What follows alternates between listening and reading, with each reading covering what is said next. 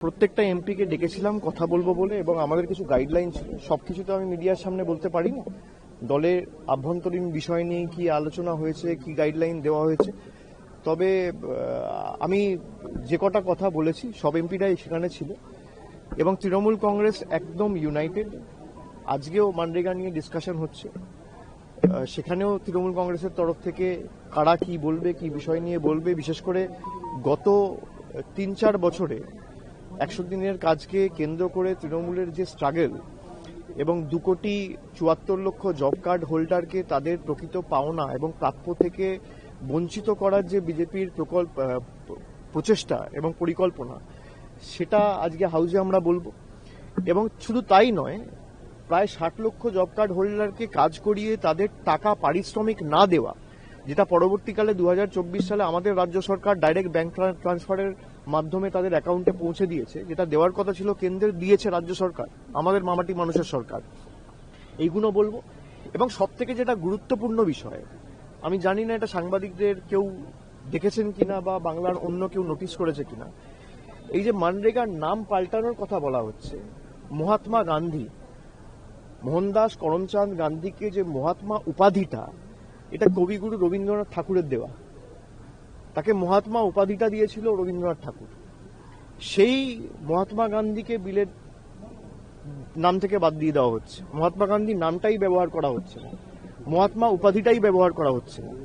এই কারণেই আমরা বিজেপিকে জমিদার এবং বাংলা বিরোধী বলি। এদের নেতারা কবিগুরু রবীন্দ্রনাথ ঠাকুরের জন্মস্থান জানেন না। এদের নেতারা স্বামী বিবেকানন্দকে অপমান করে, বঙ্কিমচন্দ্র চট্টোপাধ্যায়কে বঙ্কিম দা বলে সম্বোধন করে, এবং কবিগুরুর দেওয়া উপাধিকে প্রত্যাখ্যান করে অন্য নাম দিয়ে বাংলার 50,000 কোটি টাকা বকেয়া পাওনা এখনো সুপ্রিম কোর্টের অর্ডার, হাইকোর্টের অর্ডারের পরেও কাজ শুরু করার কোন রকম কোনো প্রচেষ্টা বা ওদের তরফ থেকে কোনো বাড়তি তৎপরতা আমরা এখনো পর্যন্ত লক্ষ্য করিনি। जिस तरीके से नाम चेंज हुआ है रोहिंग्या অনুপ্রবেশকারী নিয়ে বিজেপি ভীষণ ভাবে সরব হয়েছিল, সেটা নিয়ে কি বলবেন? এবার না, দেখুন, এখনো পর্যন্ত যে তথ্য এসছে প্রায় 58 লক্ষ নাম বাদ গেছে, কিন্তু এটা খসড়া তালিকা, ড্রাফট লিস্ট। এখনো পর্যন্ত প্রায় 1.5 মাস ক্লেম অ্যান্ড অবজেকশন পিরিয়ড চলবে। সেখানে তৃণমূলের তরফে BLA 1 BLA 2রা থাকবে, বুথ স্তরে যারা কাজ করে থাকবে। কিন্তু যে কোনো সামারি ডিভিশনে, স্পেশাল সামারি ডিভিশন বা SSR আমরা যেটাকে বলি, সেখানে 1.5-2% ডেড ভোটার অলওয়েজ বাদ যায়। এখানেও তাই হয়েছে। বাকি ফাইনাল লিস্টে ক্লেম অ্যান্ড অবজেকশন পিরিয়ডে কার নাম উঠবে, কার নাম বাদ যাবে, সেটা যখন ফাইনাল তালিকা 14 ফেব্রুয়ারি বেরোবে তখন বোঝা যাবে। কিন্তু বিজেপির যে গল্প, যে 1 কোটি 1.5 কোটি রোহিঙ্গা অনুপ্রবেশকারী, এটা তো একদম খারিজ করে দিয়েছে ইলেকশন কমিশন নিজেই। আর যদি কোথাও কোনো রোহিঙ্গা অনুপ্রবেশকারীর তালিকা থেকে থাকে, তাহলে ইলেকশন কমিশন রিলিজ করুক।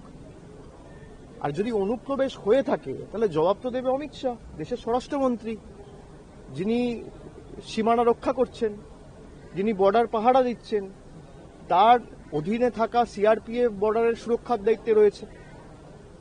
আর আমরা বাংলার কথা ছেড়ে দিলাম, আজকে পেহেলগামে যে ঘটনাটা ঘটলো, সেখানে তো তৃণমূল সরকার ক্ষমতায় নেই। মমতা ব্যানার্জি তো জম্মু কাশ্মীরের মুখ্যমন্ত্রী নয়, জম্মু কাশ্মীরের পুলিশ তো মমতা বন্দ্যোপাধ্যায়ের অধীনে নয়।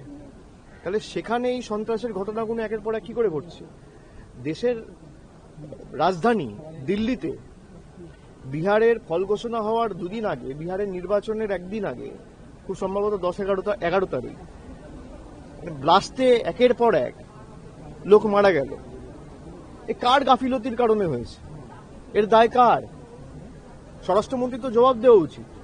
যারা অনুপ্রবেশ করে বাংলাদেশি বলে দাগিয়ে দিচ্ছিল, বাঙালিদের অপমান করেছিল, বাংলা ভাষাকে অস্বীকার করেছিল, বাংলা ভাষার অস্তিত্বকে অস্বীকার করেছিল, এবং শুধু তাই নয়, এদের অধীনে রাজ্যগুলো থাকার মুখ্যমন্ত্রীরা বলেছে যে বাংলায় যদি কেউ কথা বলে, বাংলাদেশি বলে ডিটেনশন ক্যাম্পে নিয়ে যাও বা পুলিশ লকআপে ঢুকিয়ে দাও। দিল্লি হোক, মধ্যপ্রদেশ হোক, আসাম হোক, গুজরাট হোক, মহারাষ্ট্র হোক, একের পর এক জায়গায় বাঙালিদের উপর অত্যাচার করেছে। হাইকোর্ট, সুপ্রিম কোর্ট বলে দেওয়ার পরও সোনালী খাতুনকে, যার বাবার নাম রয়েছে 2002 এর ভোটার লিস্টে ঝাড়খণ্ডে, মায়ের নাম রয়েছে বাংলায় 2002 এর ভোটার লিস্টে, তাকে বাংলাদেশি বলে দাগিয়ে দিয়ে বাংলাদেশে পাঠিয়ে দিয়েছে এই দিল্লি থেকে ধরে দিল্লি পুলিশ, অমিত শাহর অধীনস্থ। সুপ্রিম কোর্ট বলেছে তাকে ভারতীয়, তারপর ফিরিয়ে আনতে বাধ্য হয়েছে। আমি আগামী দুদিন পরে আগামী পরশুদিন সোনালী খাতুনের পরিবারের সাথে দেখা করছি এবং তার পরিবারের সকলের প্রতি আমার সমবেদনা ছিল। আমরা যোগাযোগে ছিলাম এবং যদি কোথাও এরকম কোনো ঘটনা ঘটে থাকে আমি সবাইকে বলবো যে আপনারা চিন্তা করবেন না, তৃণমূল রয়েছে। আজকে যে এতগুলো লোক মারা গেল, এই যে বিএলওরা আত্মঘাতী হয়েছে, এটা তো তৃণমূলকে দোষ দিচ্ছে না। বিএলওদের তো অ্যাপয়েন্ট করেনি তৃণমূল, বিএলওদের তো রাজ্য সরকার, মমতা ব্যানার্জি সরকার অ্যাপয়েন্ট করেনি, এদের তো অ্যাপয়েন্ট করেছে ইলেকশন কমিশন। তো আজকে এরা নিজেদের প্রাণ নিয়ে আত্মঘাতী হয়ে ইলেকশন কমিশনকে দায়ী করেছে। কোনো বিএলওকে ট্রেন করা হয়নি যে অ্যাপ আমি ইউজ করব কিভাবে, অ্যাপে ডেটা রেজিস্টার করব কি করে, অ্যাপে আমি ভোটার লিস্ট আপলোড করব কি করে। একাধিক জায়গা রয়েছে যেখানে 2002 এর ভোটার তালিকা নেই অ্যাপে, 2003 এর বেসিসে বেঞ্চমার্ক করে আপনি ভোটার তালিকা তারপর আপলোড করছেন। তো এই দায় তো ইলেকশন কমিশনের, এ তো ইলেকশন কমিশন এড়িয়ে যেতে পারে না। আর বাংলাকে যেভাবে ডিফেম করা হয়েছে, আমি মনে করি চিফ ইলেকশন কমিশনার থেকে শুরু করে, ইলেকশন কমিশনার থেকে শুরু করে, দেশের স্বরাষ্ট্রমন্ত্রী থেকে শুরু করে বিজেপির যে সমস্ত নেতারা বাংলাকে ছোট করেছে দেশের সামনে, তাদের কান ধরে ক্যামেরার সামনে আজকে এসে যে এই অনুপ্রবেশের তথ্য আজকে ইলেকশন কমিশন খারিজ করে দিয়েছে, তাদের ক্ষমা চাওয়া উচিত। और आप देखिए, मनरेगा में जो इशू है, मैंने आपको बोला कि पहला चीज ये है कि बंगाल का जो ड्यू है वो करीबन 50,000 करोड़ रुपए का ड्यू है। अभी 4 साल 5 साल से वो पैसा केंद्र ने रोक के रखा है और ये नाम चेंज करने से क्या होगा? आपका अकाउंटेबिलिटी कहाँ है? जहां पे सुप्रीम कोर्ट में यूनियन का एसएलपी डिसमिस कर दिया गया है और हम बीजेपी को बांग्ला विरोधी या जमींदार क्यों कहते हैं? क्योंकि ये इनको पता नहीं कि रविंद्रनाथ टैगोर का जन्म किस जगह पे हुआ था। महात्मा गांधी का जो महात्मा उपाधि है, ये रविंद्रनाथ टैगोर ने महात्मा गांधी को दिया था, ये हमने नहीं दिया है, देश के कोई और नहीं दिया है, कोई ऐसे आम आदमी नहीं दिया है। उसको बापू को ये उपाधि रविंद्रनाथ टैगोर ने दिया था। अब महात्मा गांधी का नाम ही हटा देना ये दर्शाता है कि मोदी गवर्नमेंट और बीजेपी गवर्नमेंट के नजरों में महात्मा गांधी का क्या वैल्यू है। सर, आपके एक मंत्री ने इस्तीफा दिया, स्पोर्ट्स मंत्री ने। अब सवाल राज्यपाल उठा रहे हैं कि दबाव में लिया गया इस्तीफा है और उनके परिवार वहां पर घूम रहे थे, कई आरोप आप लोग के ऊपर लगाया गया है। राज्यपाल को बोलिए कि राज्यपाल का पद छोड़ के चुनावी मैदान में आके ये सब करे। राज्यपाल का कंसर्न्स कहाँ था जब दिल्ली में स्टैम्पेड हुआ था? आप लोग सवाल कर रहे हैं, आप लोग का कंसर्न्स कहाँ था? आप लोग का कंसर्न्स कहाँ था जब बालासोर ट्रेन एक्सीडेंट में 300 लोग मारे गए? आप लोग का कंसर्न्स कहाँ था जब कुंभ में इतने लोग मारे गए? कोई दूसरा मुख्यमंत्री है देश का जो माफी मांग सकता है?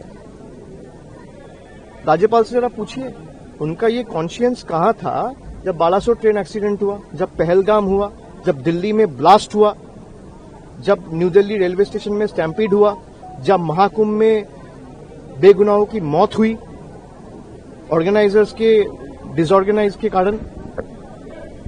जो ऑर्गेनाइजर थे उनके कारण इन लोगों की मौत हुई, वो ठीक से ऑर्गेनाइज नहीं कर पाए तो ये मिशैप हुआ। तब राज्यपाल का कॉन्शियंस कहाँ था?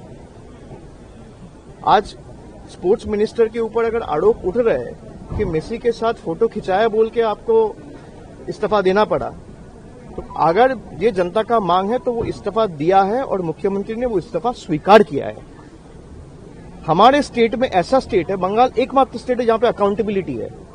आप ज्यादा बीजेपी से पूछिए भाई, 50 दिन में आप कहे थे नोटबंदी करेंगे और कालाधन वापस करेंगे। नहीं तो देश का प्रधानमंत्री नहीं कहा था ना कि जिस चौड़ाई में ले जाके मुझे जो सजा देगा मुझे मंजूर है।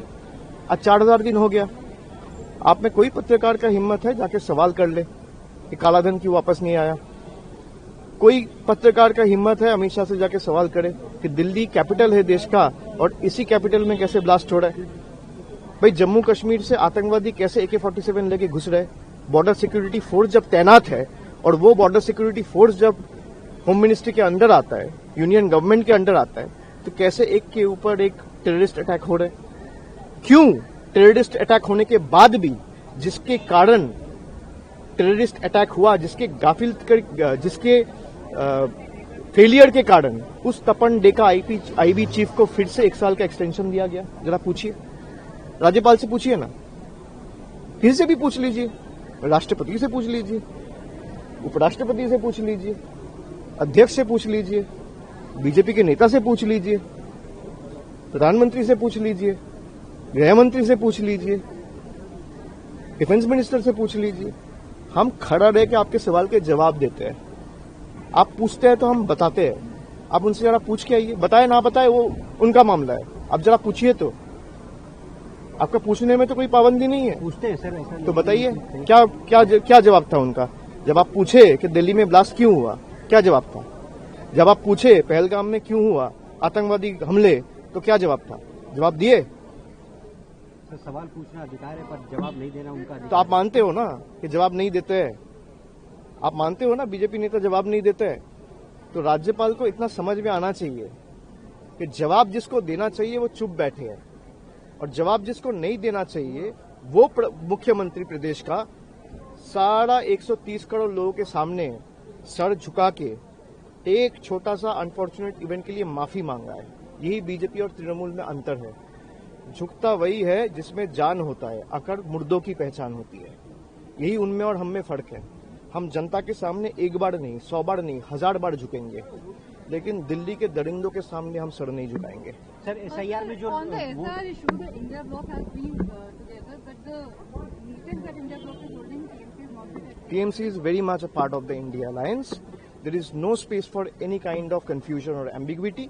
However, since we had an appointment with the Jal Shakti Minister today and 10 of our MPs were busy because the Jal Shakti Minister has given us a time at 10 a.m. in the morning, then we had House to attend.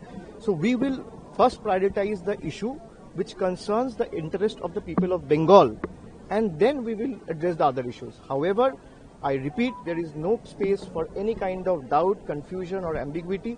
Trinamool continues to be a part of India alliance, and we have no differences with any other like-minded parties.